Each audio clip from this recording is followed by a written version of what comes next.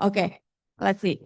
Let it flow. Oke, mungkin kita langsung saja ke sesi diskusi karena sebenarnya udah panas. Silahkan. Saya bantu dulu aja.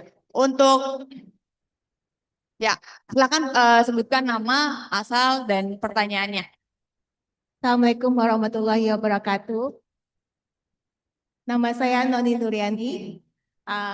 Pertanyaan saya adalah pertama kali terima kasih atas penjelasannya kepada Bang Ferry. Pertanyaan saya adalah tentang bagaimana tadi solusi yang diajukan itu adalah perbaikan partai politik. Nah, sekarang kalau kita melihat mungkin kalau di masyarakat Australia itu kita punya, kalau dari orang Australianya ya, sistem politiknya itu beda karena ada yang namanya opposition leader. Jadi memang partai politik itu ada partai yang terpisah dari pemerintah.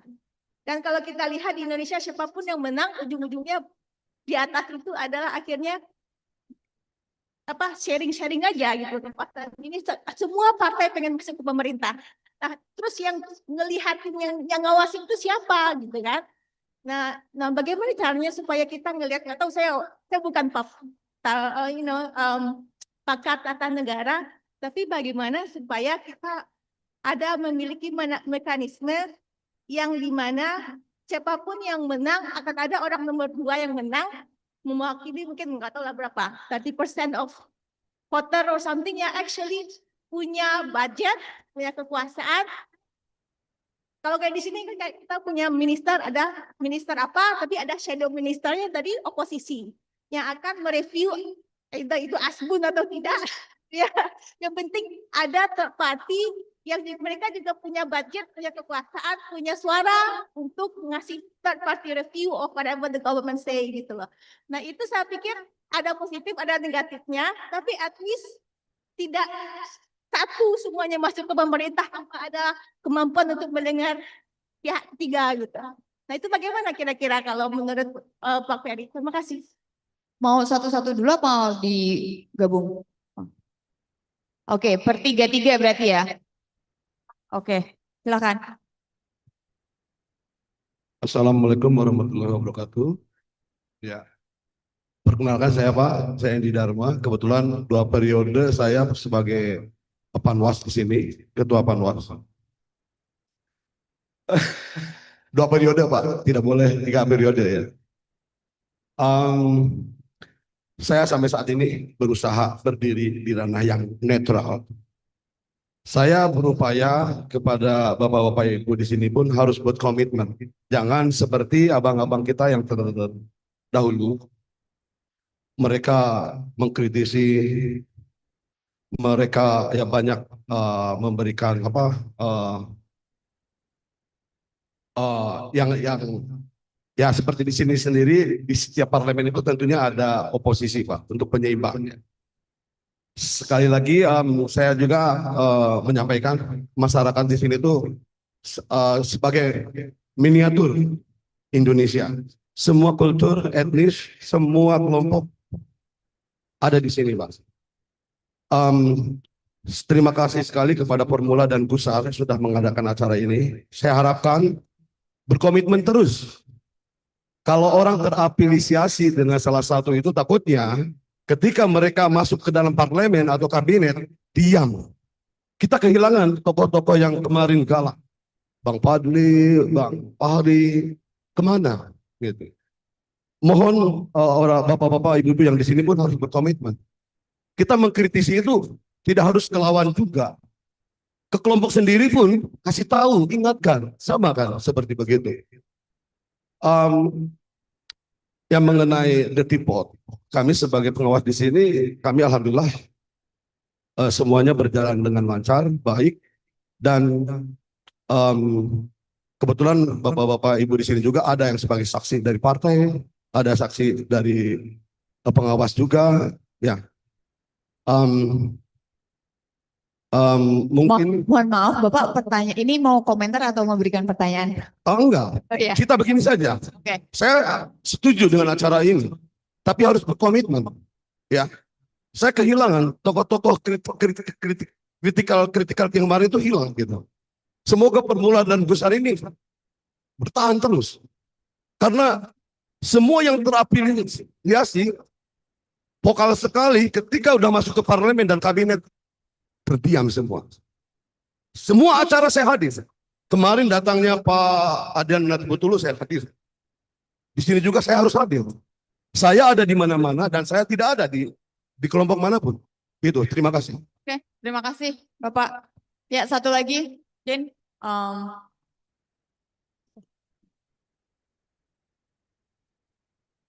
Terima kasih banyak. Perkenalkan, nama saya Usman dari Jogja. Saya dosen di UGM juga. Kebetulan sedang S3 di Western Australia dan ini mampir ke Sydney. Jadi ada dua pertanyaan saya.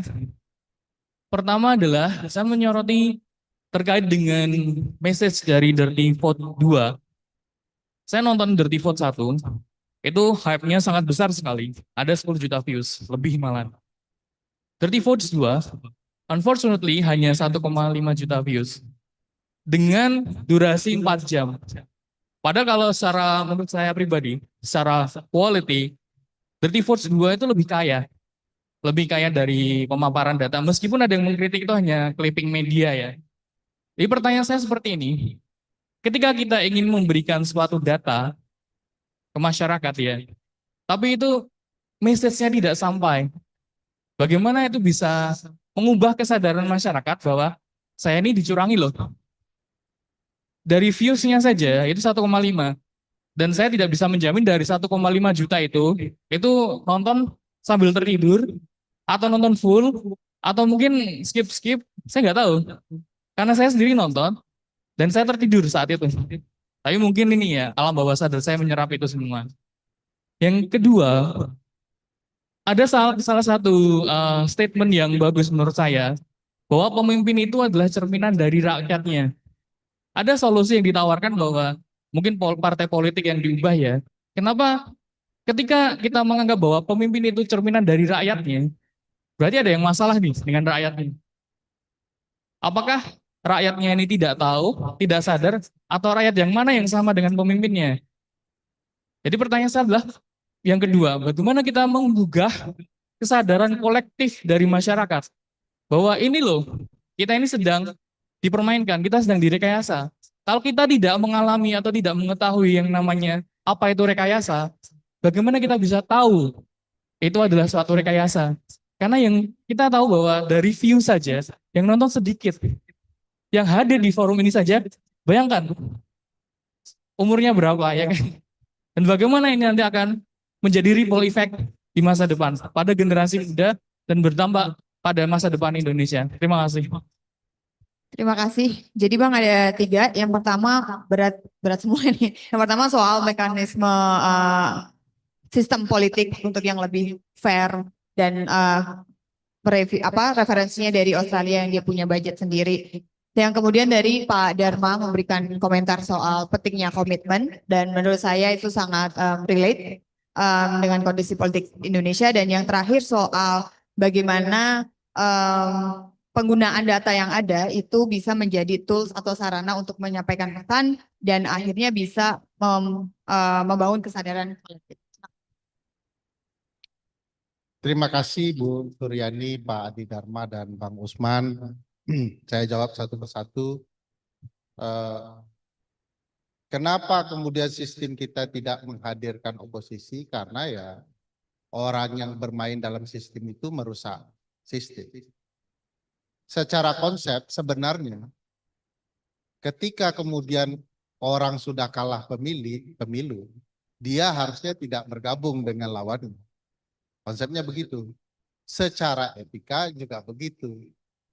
Artinya mereka memang tidak menginginkan sebenarnya menjadi oposisi dari awal untuk memperjuangkan orang yang memilih mereka.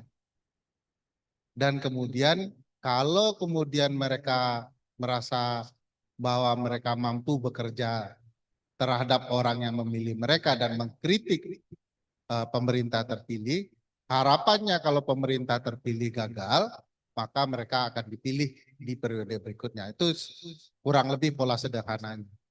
Baik itu di sistem pemerintahan presidensial maupun parlementer seperti yang ada di sini.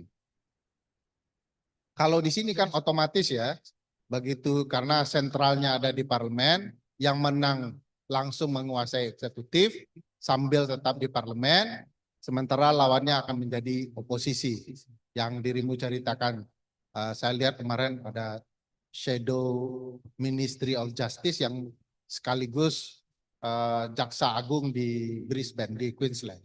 Saya melihat perdebatannya luar biasa sekali. Nah, sebagian teman-teman di Indonesia sekarang sedang merekayasa satu oposisi rakyat ya, yang membentuk pemerintahan bayangan di luar pertarungan politik yang ada yang akan mengoreksi pemerintahan ini.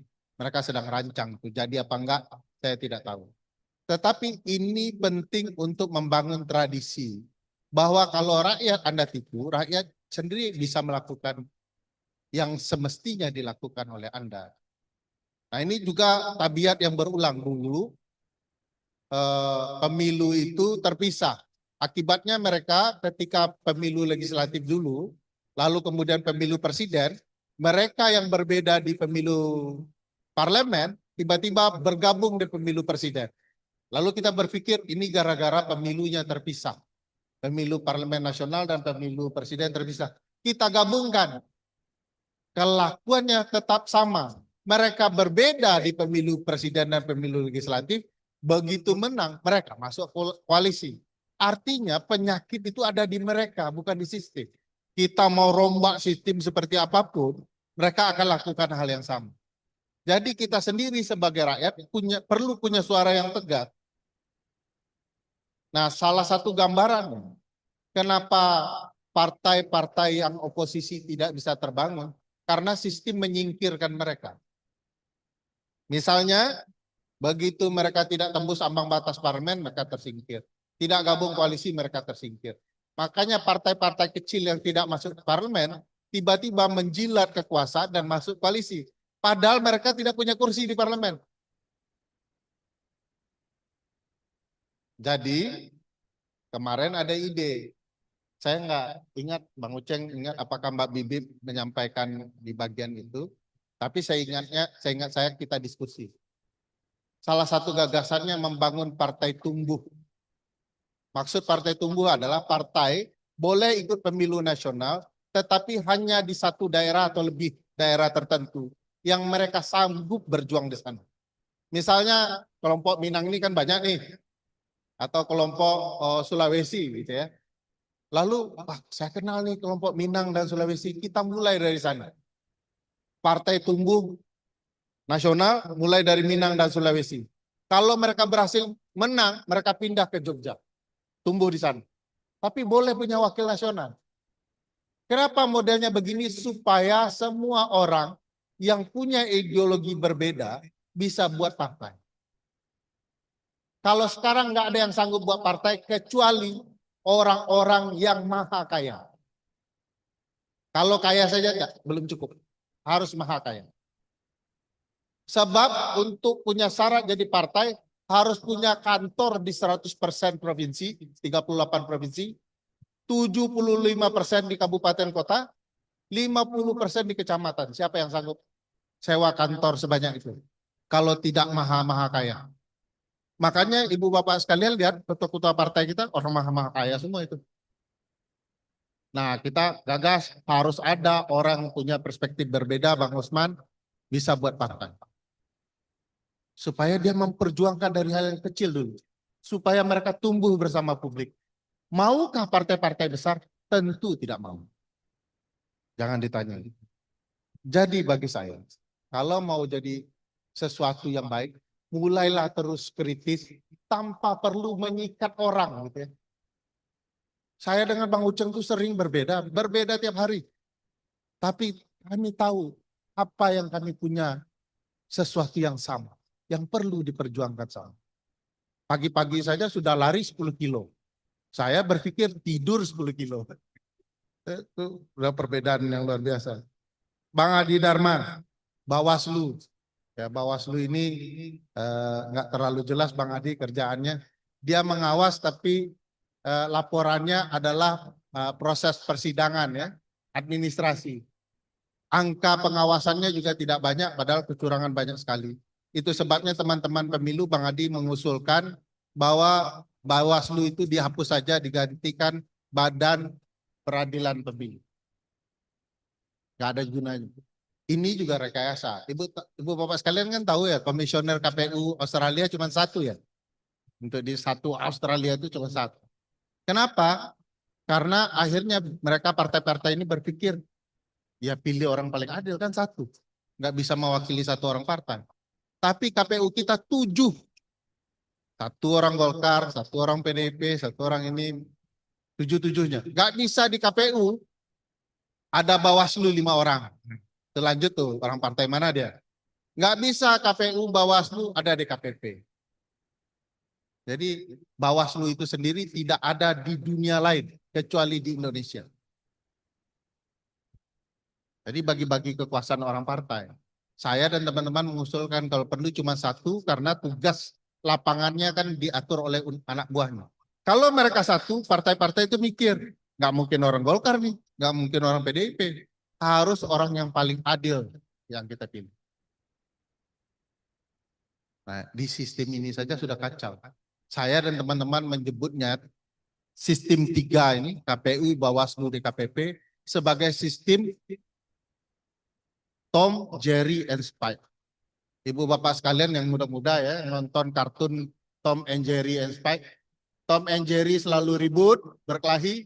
Begitu Spike datang bukan menyelesaikan, tapi menambah perkelahian. Begitulah sistem pemilu kita. Kita lapor ke KPU, KPU-nya mengikuti kepentingan rakyat, nanti di Bawaslu KPU-nya dihukum. Kalau kedua-duanya tidak akur, nanti DKPP-nya menghukum. Ibu bapak tahu problematika pemilu kita luar biasa besar. Ketua KPU kita melakukan affair dengan partai, ketua partai. Dihukum. Ketua KPU kita melakukan affair dengan penyelenggara pemilu luar negeri. Saya tanya, yang begini melaksanakan pemilu, pemilunya benar atau tidak? Lalu pertanyaannya, kenapa ibu bapak gontok-gontokan sama ibu bapak sekalian? Ini yang harus ibu bapak marahin. KPU kita menyewa pesawat private jet dengan rute 59 daerah. Teman-teman kami yang membongkar. Kantor saya ikut terlibat membongkar ini. Di 59 rute itu tidak ada satupun permasalahan pemilu. Uang yang digunakan per bulannya hampir 49 miliar. Disewa 2 bulan. Perusahaan sewa pesawat ini adalah perusahaan yang baru dibuat menjelang pemilu 2024. Menang tenda. Kenapa ibu bapak marah satu sama lain sementara ini enak saja kemana-mana ke seluruh Indonesia. Karena sekarang sudah saya kasih tahu, marah dong. Nah ini problematika pemilu kita yang sulit kemudian kita selesaikan kalau kita tidak kompak. Tadi Bang Adi Dharma bagus sekali mengatakan, ini orang-orang yang marah-marah seperti Uceng ini kritik-kritik pemerintah. Nanti besok setelah dapat kekuasaan gimana? Zainal Arifin Mukhtar itu saya kenal betul. Guru besar dia itu tertahan mungkin lebih dari 2 tahun. Karena terlalu banyak mengkritik pemerintah. Dia kemarin agak bersujud syukur. Apa sujud syukurnya? Ketika sebelum film, SK guru besarnya sudah digosipkan keluar. Jadi kami bertepuk tangan. Mudah-mudahan SK itu ditahan lagi ketika film keluar. Dia sujud syukur karena sebelum film launching, SK itu sudah dipegang sama dia. Jadi SK sudah tertahan. Kami mungkin akan tergoda. Tapi apa urusannya? Kalau kami tergoda, semangat perjuangan tidak boleh henti. Karena ini bukan soal saya dan soal Uceng. Siapapun yang akan tergoda dengan jabatan, biarkan mereka. Mereka sedang mengkhianati perjuangan. Kenapa kita harus marah terlalu lama untuk seorang Fahri Hamzah? Untuk apa sih gunanya? Karena memang targetnya cari kekuasaan. Kalau saya dan Uceng targetnya cari kekuasaan, sudah tentu kami akan terima yang dulu-dulu atau setidak-tidaknya kami akan tergoda ke depannya. Tapi apa urusannya? Urusan yang harus publik yang berdaulat. Semua bisa jadi pengkhianat, tapi publik tidak boleh kecewa. Terus berjuang. Jadi Uceng mau jadi menteri juga biarin aja. Harus diingat, gaji menteri di Indonesia tidak lebih besar dari gaji ibu bapak di sini. Itu sebabnya mereka hanya bisa korupsi. Untuk kemudian, nah, untuk orang korupsi jangan terlalu kita pedulikan, biarkan mereka masuk neraka. Bang Usman, pertanyaan sangat bagus. Film Dirty Food itu ditonton 30 juta orang di 3 platform. 10 juta, 10 juta, 10 juta.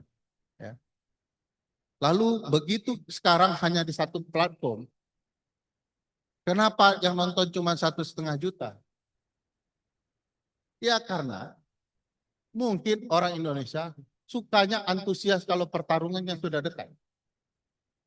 Waktu film ini dibuat 3 hari menjelang pemilu, orang-orang ngomong, kok kasih tahu kami 3 hari menjelang pemilu?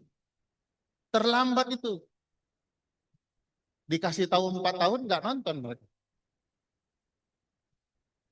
Lalu ada yang mengatakan, wah film ini gagal mengalahkan Prabowo. Film ini tidak untuk mengalahkan Pak Prabowo. Film ini ngasih tahu kemenangan itu dicapai dengan cara apa. Nggak ada di film itu, mari kita coblos yang lain. Ya. Kita ngasih tahu bagaimana kecurangan ini berjalan, sehingga secara mental mereka bisa terhukum. Kita tahu loh Anda ini curang. Caranya kami pun tahu. Mohon maaf, Ibu Bapak sekalian, ada satu penjelasan ilmiah, satu saja penjelasan ilmiah dari film yang dituding clipping ini. Membantah data film ini. Satu saja kasih. Sampai hari ini. Kenapa film ini diambil dari data yang terbuka oleh publik? Karena Bang Uceng tuh takut ya. Saya ikut beliau takut juga. Kalau data hasil penelitian kami fokus yang kami keluarkan, orang akan mungkin menyeret kami ke masalah hukum. Strateginya, data ini data yang bisa diakses publik. Jadi Anda tidak bisa marah kepada kami, datanya sudah ada. Kami cuma menjelaskan itu strateginya. Tapi kalau Bang Usman mau Bang Uceng kena tangkap, kita ubahlah strateginya. Jadi clipping itu karena itu alasan. Dan 1,5 juta kami tidak kecewa. Untuk 4 tahun rute politik yang panjang, 1,5 juta ditonton 4 jam itu sudah brilian menurut saya. Dan dia pun senang saja. Yang berat dari film yang 4 jam ini adalah Bang Usman. Kalau dulu filmnya ditutup, sekarang dibuka untuk berbagai crowdfunding. Celakanya tanpa diminta, orang menyumbangkan sendiri uangnya. Karena ada yang nyumbang 20.000 sampai 4 juta. Pertanyaan yang berat bagi kami adalah, ini uang publik mau kami apain? Kan harus ada dipertanggungjawabkan kan? Makanya semua mau istirahat. Makanya nggak ada roadshow kemana-mana nggak ada. Semua diundang orang, roadshow tidak pernah dilakukan. Uang ini kan harus kami, sekarang sudah mikir tuh pada pusing semua. Publik nyumbang, ini duitnya bagaimana? Kan bisa dilihat publik tuh semua duitnya. Jadi pekerjaan baru adalah menjelang 2029 mempertanggungan duit publik ini bisa jadi pergerakan yang mampu menciptakan pemerintahan yang lebih baik. Itu pikiran yang betul. Pemimpin adalah cermin rakyatnya. Ini teknik dari para penyelenggara negara ya, atau pihak yang terlalu apatis ya, bahwa pemimpin kita buruk itu karena kita. Tapi kan bisa juga karena kita ditipu dengan sistem yang penuh tipuan. Saya mau kasih tahu satu sistem, tadi janjinya 2 ya. Mbak Esti sabar ya. Nih, pinjam dong. Ibu Bapak sekalian tahu dapil kan? Daerah pemilihan. Ada yang tahu dapil kita itu digambar dengan kecurangan? Nah, ini ceritanya ya. Jadi ada pemilih A, B, C. Saya bersaing dengan Mbak Hesti. Saya orangnya licik. Mbak Hesti, saya tahu pemilihnya tersebar banyak di A, di B, dan di C. Lebih sedikit. Ya. Kalau mereka dijadikan satu dapil, saya pasti kalah dengan Mbak Hesti. Karena saya punya hak menggambar dapil, sebab saya anggota DPR, saya gambar dapil saya begini. Sehingga Mbak Hesti kehilangan pendukungnya di wilayah B. Wilayah B, saya gabung ke D. Sehingga Hesti kalah, saya terpilih. Ini gambaran kecurangan penggambaran dapil yang sebagian besar orang Indonesia tidak tahu. Ini dikenal dengan gerrymandering.